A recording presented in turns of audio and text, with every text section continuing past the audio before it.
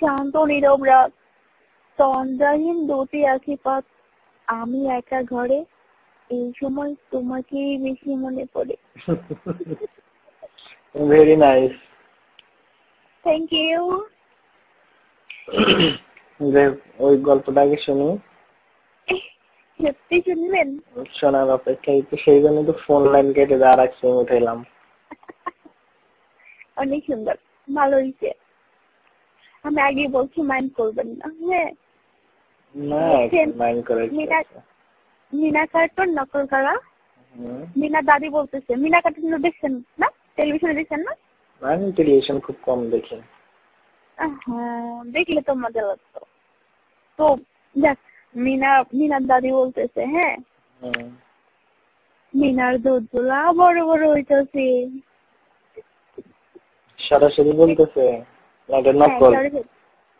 না, আমরা নকল করছি, ওরা তো ওদের কথায়। হ্যাঁ, আমরা নকল করছি এটা। তো মিনার দাদি বলতেছে মিনার দুধগুলা বড় বড় হইতেছে। এখন মিনার মা বলতেছে,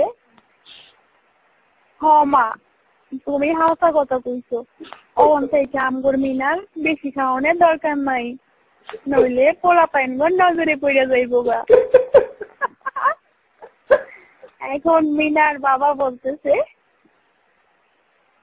না না মিনার মা, কথাটা হালকা কইলা না, আমগর রাজু ধনও তো বড় হইতেছে,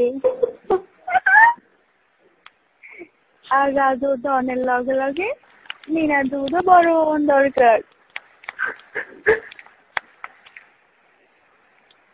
হ্যালো, আপনি কি শুনতেছেন? আমি হাসতেছি। হ্যাঁ, এখন মিনার মা বলতেছে, মিনার বাপ, তুমিও তো হাসা কথা কইলা, আমগোরা যদি বড় না হয়, আর বড় না হইলে মিনার জামাই মিনার দুধ হইয়া মজা পাইব না।